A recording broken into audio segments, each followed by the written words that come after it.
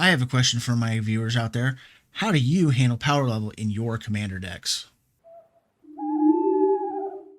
Welcome back to the channel and to the fourth installment of my deck building series. Today's video is all about controlling yourself when it comes to deck building. And you might be asking, why do I need to control myself?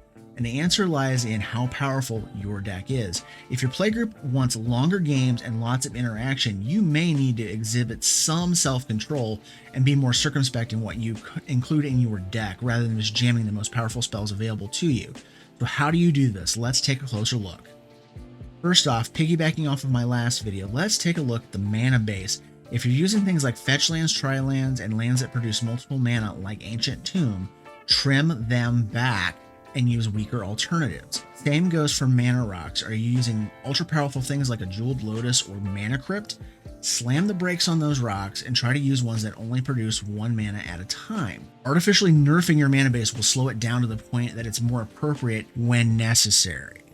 Next, I would look at your spell selection. This is a more nuanced thing. Many players deliberately pick up the cards that have strong synergies with whatever their deck is trying to accomplish, but some of those cards can be utterly busted and not fun to play against. What I'm asking, once again, is to control yourself and play some alternatives that may give you similar effects in the game, but are inherently weaker in order to lower the power level of your deck to match the group you're playing in. An example: Necropotence in black decks. It is a primary example of being black's best card draw, but it's also one of the most overpowered due to the high life totals that we use in Commander.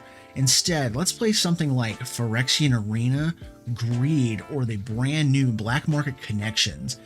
You still get enchantments that exchange your life total for cards, but they're not so busted that they can just end a game right away. The primary thing here I'm asking is, do you really need that flashy and overpowered spell when other cards with a lower power level offer a similar effect? If the answer is no, I don't need it, then try the other cards. You may be surprised at how effective they are. Not to mention they're a lot cheaper in several cases. My next point is controversial. I did a video kind of talking about this before. Cut tutors out of your deck. If you seriously want to curb the power level of your deck and make it more casual group friendly and smack the consistency down a little bit, rip the tutors out of your deck. As of this recording, people are literally going bananas over the fact that Imperial Seal got its first ever reprint in Double Masters 2022. I'm not one of them. I hate tutors in Commander. They make decks full of single card copies just way too consistent for my taste. The only tutoring effect in this particular format that I don't mind is for lands. Any spell tutors though, they just need to get out of your deck. And when I say tutors, I'm not just talking about the usual suspects like Demonic Tutor and Vampiric Tutor. This also applies to things like Tooth and Nail, Court of Calling, and long-term plans.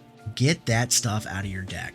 Instead, run more draw effects, which help with the consistency but are subject to the randomization of your deck at the time a spell is cast.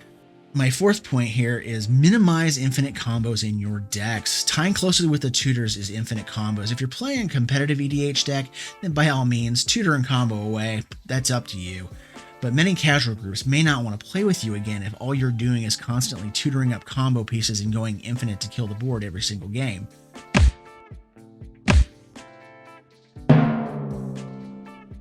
Comboing is a legit way to win a game, but it shouldn't be your only way to win a game of Commander.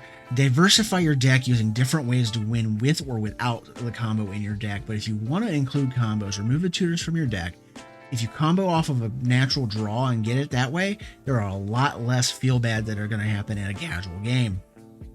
So, as this video comes to a close, I want to know what kind of Commander player you are. Are you casual? Are you competitive? Are you in the middle and use toon decks? Do you deliberately underpower your decks to play with a more casual group? Or do you just go with what you have and tell them you have it and they'll just have to adjust to what you're playing? Please let me know in the comments below, and as always, thank you for watching and have a great day.